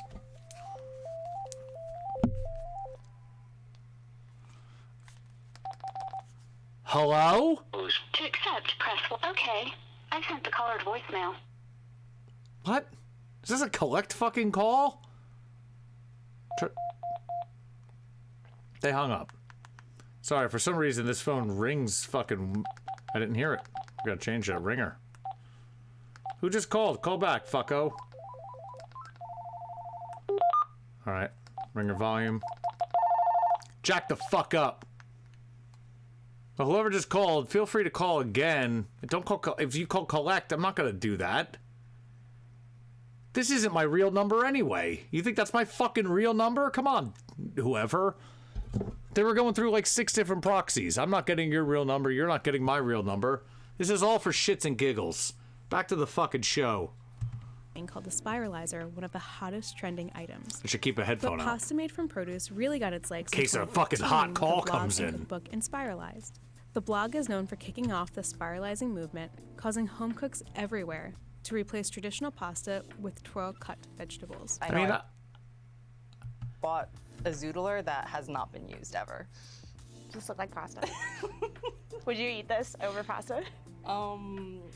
Today, the pasta alternatives industry is valued. I mean, I've seen these noodles at fucking Whole Foods. I wouldn't eat them.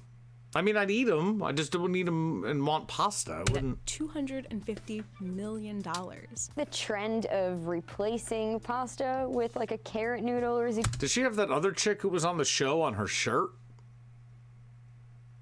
I forget her name, but that chick with the hair, is that her on her shirt? That's impressive. Zucchini noodle. I really don't understand it as a substitute just in regular life. Birthday cake? Birthday cake. I don't know if this counts as a worse trend. Lisa Paradise. Yes, I think that was Lisa Paradise's hair on her shirt. Birthday cake. Is that a trend? Oh, we got a phone call. Here we go. Hello. It's fucking Andrew. Hey! It's Andrew. Press 1. To send a voicemail, press 2. Hello? I don't know what happened. This has no signal. You call and then it hangs up. What the fuck? I'm not sending you a voicemail. What are you doing? I'll call you back. I don't use my phone. Select, review. Make a little phone call here. Is this legal? Can you hear this? Hello. Who the fuck is calling me? I'm fucking calling you. You're live on the show. What were you calling me fucking collect, sir? Who is this? I wasn't fucking calling you. Your fucking system sucks. My system is fucking fantastic and untouchable. Is it? Hello. Who are you? What's your name? Where are you from? This is Bill, the asshole friend calling from San Jose, California. Oh, it's Andrew from San Jose, California. Nice to hear from you. How's things in San Jose? You know, it's really, it's good. It's good. It's not fucking cold, so. It's cold. It's not really cold here. It's been like 60 degrees for the past 4 weeks. Wow, that's not bad. This is great. This is great content. What do you think about the trends of the year, of the decade? I think, yeah, I mean, anything truffle related can go fuck off. Well, yeah, if I remember, you called in before and told me you hate mushrooms. I do hate mushrooms. Yes. How do you hate mushrooms? I believe they should all go extinct. I think they're vile fucking things. Don't eat anything else in the world. Some argue that mushrooms are from another, outer space species, and they come here to bring us intelligence. Your thoughts? Well, I mean, if there's a benefit to eating the mushrooms other than culinary, such as the kinds of ones you would find in the parking lot of a fish show, I'm interested. But other than that, no, I'm going to pass on those. So what you're trying to say is you don't enjoy the earthy, vegetal qualities of a tasty mushroom? No, I'd rather try to do yoga to lick my own asshole. Well, while that sounds enjoyable, I think the enjoyment that you'd get out of eating mushrooms is much better than that. I mean, mushrooms are delicious. I'm going to disagree with you. Well, enough about the mushrooms. How about, can we agree that pumpkin-flavored everything season can also fuck right off? Yeah, pumpkin-flavored everything, which was like number 2 on this fucking atrocious list, can go fuck itself. I don't mind a pumpkin... Especially every fucking pumpkin fucking beer that comes out tastes like someone took a brown ale and a slice of pumpkin pie and put it in a goddamn blender and shoved it in the bottle and said, here, assholes, drink this. Yeah, I mean, I'd agree with that. Pumpkin beers are generally shitty. I mean, I've had 1 or 2 that are good. As a matter of fact, funny you say that, happens to be that I have a delicious pumpkin sitting next to me that's actually ready to fucking go. This is an aged pumpkin. It's pretty old, but it's delicious. Pumpkin, not bad, mainly because it tastes like pumpkin, like pie, and it's not trying to taste like anything else. I don't know. The only pumpkin beer I liked was what Carton put out a few years ago. Carton Brewing of Atlantic Highlands, New Jersey fame. Correct. The very same. Yeah, they put out a pumpkin beer that was good because it was a completely different approach. It was like a pumpkin cream ale. Oh yeah, I've had that. That was very good. I was a fan of that also. Yeah, that was some good shit. Oh man. But Yeah, this video you're watching is fucking atrocious. Where the hell do they find these? Yeah, I don't know. I mean, I thought it would be good to shit on, and so far so good. I mean, Yeah, I mean, you're definitely shitting on it, and they deserve to be shit on because these. It looks like it's from. I feel like I'm watching like fucking like what happened in the fucking 80s on VH1, but with bad food. Yeah, I don't think it's a really great video, but it is good fodder, so it's working. Definitely bantha fodder, if you will. Yes, much bantha fodder indeed. Yeah. All right, well, I'm going to let you get back to it. All right, back to work. Thank you for calling, sir. Good luck to you, buddy. Grazie. Oh, look at that. The phones work, everybody. Feel free to call. You too can have a great phone call with me. Lucky fucking him. Back to birthday cake. Now, birthday cake is a trend. I've seen birthday cake ice cream, and I don't hate it. Not gonna lie. Is that a trend? Let's see what they have to say. I'm not into it. Flavorings, humble beginnings. That is just a fucking shitty donut rolled in fucking sprinkles. That's not a birthday cake. Next. Began in 2012 on the 100th So help me God if they show that fucking rainbow bagel. That's not birthday cake flavored. birthday of Oreo cookies, with a limited edition birthday cake Oreo. The cookies smelled of vanilla and tasted like a can of processed, sugary vanilla frosting. The fucking Oreos are processed, sugary vanilla everything. The fuck are you talking about? That's what a fucking Oreo is. This video is going downhill really fucking quick. Pushed between two chocolate cookies. There's different types of layers, I think, that should be in a cake, which ironically, birthday cake has none. It's so good. We're not talking about like There she is. What's her name? There she is. Cake like this. Lisa Givens. This is great. I mean, this is Fun Betty, right? Like That's the chick on her shirt. I'm not lying. That's literally who was on that other chick's shirt. the OG birthday cake flavoring. But like, what is this? By 2013, there were at least 17 new birthday cake flavored foods on shelves. I had no idea that existed. Yeah, right. I don't get what dog The is dog's like really not getting gonna excited care. about that. Yeah. This like idea of like a protein bar that tastes like birthday cake to me is like, what are you doing after your workout that this is what you want to put in your mouth? Marketing giants have Tend to agree with her. taken the once celebratory concept and smeared its sugary flavoring on almost every food product imaginable. A bunch of people are trying to jump on the birthday cake bandwagon and just throw everything that's sweet, all the different sprinkles, all the different sugary confections into one thing, and then slap birthday cake on it. As we can see on this table, I think it's taken a turn for the worst. Lisa Paradise produced this. I mean, 6 out of 10. Good job, Lisa. Thanks for giving me some content to fucking make content out of. This is Food Insider. I don't want to watch any more Food Insiders. Let's go to, do y'all know about the top 10 rarest foods in the world? Food. I've never watched this. Who produced this? Top lists. This should be roughly entertaining. Let's give this a shot and see where we end up. Might be fucking calling it here. Is something we all need, and something that most Is this a fake British voice, or is this a real British voice? of us love. Foods abound, as are different cuisines and tastes. Yet, there are foods that are so rare, they have an almost magical mystique about them. I'm Jake, the Voice Parr, and here are 10 of the rarest foods from around the world. I've never heard of fucking ambergris. Ambergris! Alright, let's see.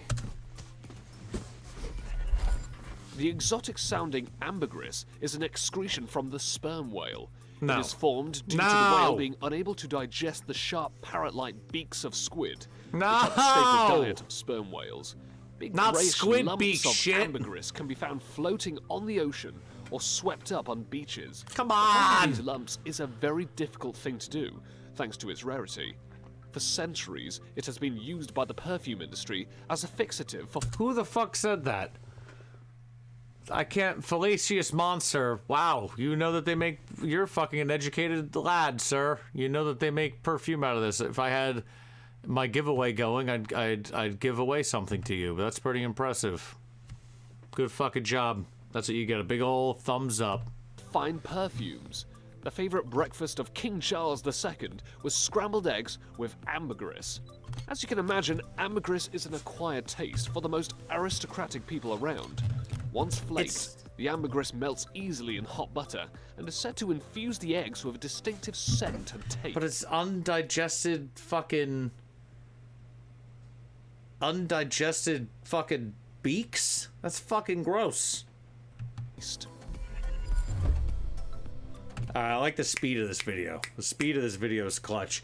Densuke watermelon, the blackest of all. Okay.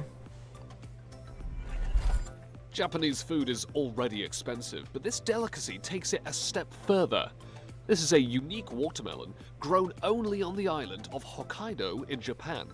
The reason why it is rare is because only 10,000 are produced each year. That might sound like a lot, but in fruit terms, that's Number one, that doesn't sound like a lot. Number two, I feel like I can get seeds for this if I wanted. We live in America. next to nothing. These prized watermelons have a It looks just kind of like a watermelon. luxurious-looking black appearance without any stripes, spots, or any other noticeable blemishes common in other watermelons. These fucking people are eating endangered species and they don't even fucking care. Why is it that some fucking animals are okay to fucking have around and we gotta fucking babysit them? But fucking 10,000 watermelons? Bring in the fucking rubes, let's eat them. They are usually sold in swish black and red boxes, and a single Densuke watermelon usually sells for $250 or more. Seems cheap. Where do we get a fucking Densuke fucking watermelon? Let me clear out my douche burger.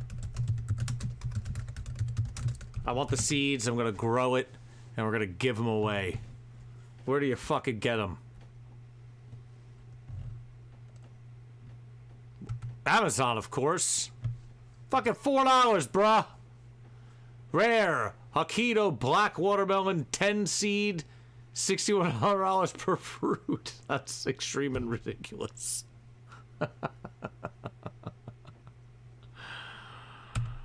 Where's the reviews? This melon wasn't a Hokkaido black watermelon, it wasn't. Yeah, it was just a scam, I think. Fucking look at this review. Maureen, yes, I'm sorry, you were fucking scammed. You fucking dope. Look at this review. This chick thought she could buy fucking Hokkaido black watermelon seeds on Amazon. This is a scam, I think. Oh, wow. Oh, man. I fucking love the internet. Maureen, I'm sorry you were taken for a fool. Contact Amazon. I'm sure they'll give you some of your money back. I mean, if these are really rare watermelons, which is very much possible, these are certainly not the fucking seeds on Amazon, you fucking dopes. The fact that people bought them makes me happy. $1.49 on Amazon, everybody. Real rare. Back to the video. Although one sold for $6,100 in 2008. Yubari melon. The Japanese love their rare food, especially rare fruit. So we stay in Japan and move to another rare fruit, the Yubari melon, also known as the Yubari King. This fruit is a hybrid from two cantaloupe cultivars. What makes this melon so rare is that it is only grown in greenhouses in the town of Yubari near Sapporo on the northern Japanese island of Hokkaido. This guy's voice is killing me. I know he calls himself the voice, but is due to the volcanic soil found in Yubari, which is why this fruit is not grown anywhere else in the world. See, at least he had a reason as to why you can't grow this. The other guy's just like, yeah, they only grow them here. This is all fucking just weird Japanese shit. This is not exciting. Give me something else.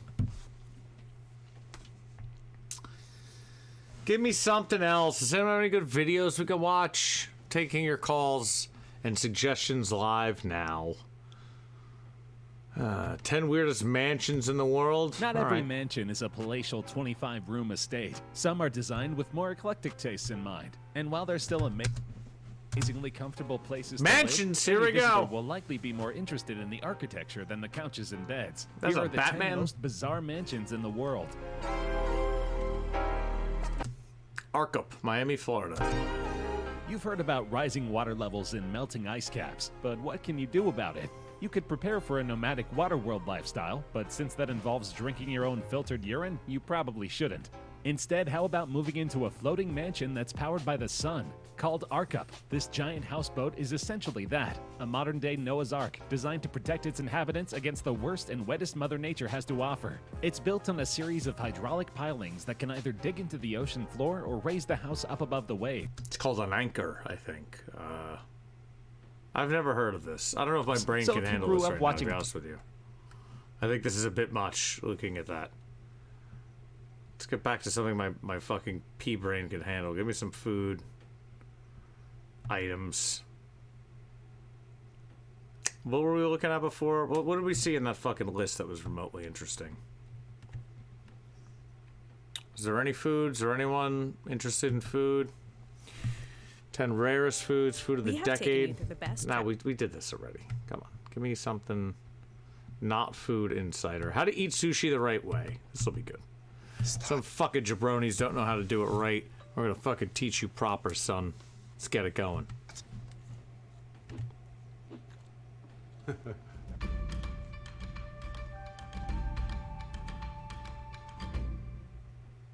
My name is Yasuda. This is the Yasuda restaurant in Tokyo.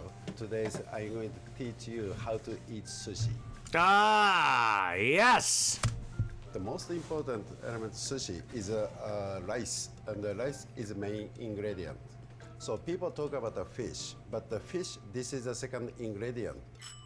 Hi. I feel that way. The rice at a sushi place is for sure the most important thing ever. Who just followed? Bisco Disco. I think I know who that is. Thank you, sir, for following. Hi. Welcome to Sushi Bar. Welcome to Sushi Bar. Tonight, I'm going to teach you how to eat sushi. If I sat down at a sushi bar and a guy told me he was going to teach me how to eat sushi, I'd probably be pissed off. I'd be like, fuck this dude. Don't show me. I'm here to eat. Fucking make me eat it. Thank you, Squigs Music. Appreciate that. Yes. Yes. Now I serving the soy sauce to the customer. Yes, very important. Usually we serve the soy sauce for the customer when they have rolled sushi. And this is the soy sauce. This is my original brand. This is important. You don't just dump the fucking soy sauce on your sushi like it's fucking milk on cereal. All right? I'll tell you. Of the soy sauce. This soy sauce mixed sake and also seaweed and bonite flake. So he made a little fucking marinade that's for the whole situation. So he's gonna make a real nice little fucking fish prep, and you're gonna drag it through the soy sauce, seaweed, fucking, bonito marinade that he made. It's not just for fucking sushi milk, cereal's milk, sushi milk. That's all it's for. This ginger, this is my original preparation of the ginger. This fucking guy pickled the ginger himself. He fucking pickled the ginger, all right? Don't just push it away. It's not pink. Look at that shit. He made that. He sliced it that thin and then fucking pickled it himself. And also choice of the wasabi roots. Usually, all of the American people, they believe that the wasabi is a horseradish. And I've never watched this video, but he's right, because wasabi, to most American people, is horseradish. It's powdered horseradish. This guy's got the real deal, though. But the horseradish is not green. Wasabi, so this is native Japanese. But this real wasabi is not what you're getting when you go get your fucking garbage sushi at fucking ShopRite and bring it home to eat. You're getting powdered horseradish that's colored green. This fucking real deal dude is fucking getting real deal wasabi and grating it up like a champion. Prompt. Native You likely have never had real wasabi. Japanese vegetable. Wasabi, it's not strong taste. Just check taste, just by itself. So Tastes this like is flowers. 100% It's natural. floral. It's very floral. It was sweet before the kick came. Yeah. On the tip of the tongue. Yeah, that's right. Anyway, I'm gonna make some roll. So this is a scallion. I'm gonna make some toro scallion roll. Yeah. So this is my most favorite roll sushi. Give me that. Wet those hands. Grab that fucking rice. So this is the #1 grade of the seaweed, and this seaweed is one of the most tender seaweed. This is the #1 entire. All I want to do is eat sushi now. Fuck! Seaweed, paper in all the world. My sushi rice and the grain come from my hometown. All I want to do is eat This this. is my mother's gift. So this amount, this is just for the fatty tuna. Because it's so And fatty. this Look at that fatty This tuna. is one of the most Oh, highest fat. God. Give me that. And then roll over. This is just make some roll. So this is a roll sushi. Wow, I want sushi now. When you have some this seaweed roll, the seaweed, they stay in your mouth. There's no compare whichever any type of seaweed. So please use the finger to eat roll sushi. And also please check up the taste of the ginger taste. And ginger, do not touch soy sauce. Yeah, don't fucking put your ginger in the soy sauce, you fucking noob. Don't be dipping the fucking delicate ginger this guy spent fucking 4 weeks on. And then fucking dips it in the soy sauce. What the fuck you doing? This guy doesn't know. Just eat by itself. Sometimes some of the people pick up the ginger prone to the sushi to eat together. And this fucking guy who spent years of his life learning how to make fucking rice is disgusted by looking at those type of people. Very bad manners. But this is very much bad manner. Please have some roll sushi. Use finger to hold just the seaweed side and the soy sauce onto the one side of the rice portion. Just a touch, enough. It's too much. So this is the balance. There's a lot of things going on there. Yes, that's right. It's almost impossible to explain this. Yes, don't Then, explain the have a food, single piece you of idiot. The, ginger, just by itself. Yes, eat the sushi, So eat the this is, ginger, eat the ginger sushi, paste. eat the ginger. Yeah, it's tends my palate. Yes, very good. So this is a single piece sushi. I didn't put soy. And when you get the sushi, just like this, how to use soy for the top of the pot. Do you know how? The correct answer is to grab it by the rice, flip it over, and drag the fish through the soy, and apply the fish to your tongue. You don't want the rice to get covered in any soy sauce. If I'm wrong, we can mock me. Portion of the fish, right and left, and the single piece sushi right here. To turn on the left side, to hold the fish, sushi, just like this, soy onto this, fish side. So this is the best way. I know. When you got the sushi, just like this. So then you eat it right. You put that fucking Just do it. fish in your tongue, So brother. this is the king salmon, come from New Zealand. So I rolled it over on the side. Yes, good. Oh, just pick it up upside To down. You're gonna hold. fucking put it aside. Stop being an idiot. Then just go this. Yeah. Use There you thumb. go. Yes, Enough! Enough! Don't shaking. Don't shake it. Don't shaking. Shaking. So this is just for the men and go and finish at the men's room. Ah, he's saying it's okay to shake your dick when you're peeing, but don't shake your sushi. It's literally what he just said. Hi, hello. Wow, that's quite the laugh. Can we see this fucking sushi master laugh again?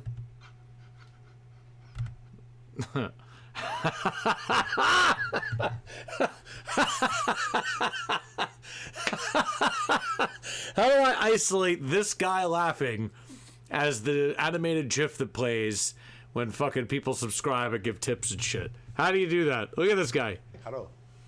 This is what I want. Please, internet, help me. I just want that. I just want that little square of him doing that awkward fucking laugh.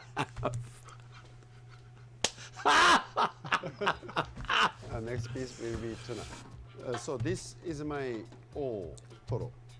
Usually otoro, there's a white stripe.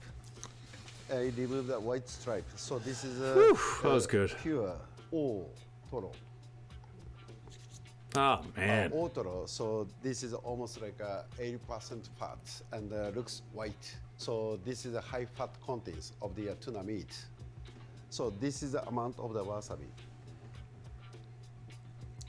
And also a different amount of the soy sauce. Yeah, he put a little this is bit the meat, more on meat there, and see, mouse. because it's so So fatty. please try. So every taste can change taste of the Otoro because of the rice temperature, and also this total temperature is Very so important. much difference. Stays a little bit time and then change the impact, change taste. Sushi, eat here in the counter, eat at the table, it tastes so much difference because of the temperature problem. That's why you don't get takeout sushi. Well, real sushi. You get commodity sushi, but not real sushi. This guy probably doesn't even offer takeout. It's really juicy. Right? It's already gone. Yeah. Already melted. Yeah. Quick. Not the greatest sushi eating video, but, you know, insightful nonetheless. It is sweet. This fucking guy eating the sushi couldn't be less fucking interested. Or interesting, for that matter. All right. I think that's enough. I think it's time to call it a fucking night. Got shit to do. Thank you for joining me on this Friday night. Please hit the fucking subscribe button, hit the fucking follow button, hit the fucking tip button, hit all the fucking buttons so you know what's going on when I fucking decide to fucking get up and do this shit again. This weekend there will probably be no streams. Next week, Hack Chef stream. We'll probably be doing a coconut custard fucking pie bit, since we discussed that. And then we're definitely going to be getting into burgers. We discussed that a little bit. Burgers are going to be on the fucking menu next week. I have some people. I'll probably have some guests next week. So we'll be fucking making burgers. And there will be no gold foods. You're welcome. Yes, it was a great Japanese dinner. Thank you, everyone, for joining. Blah, blah, blah, blah. I hope you enjoyed. Tell your friends. Hit the follow button. And, you know, I hope things are good for you and your families, too, and all those things. I'll catch you on the flip. See you next week. See ya.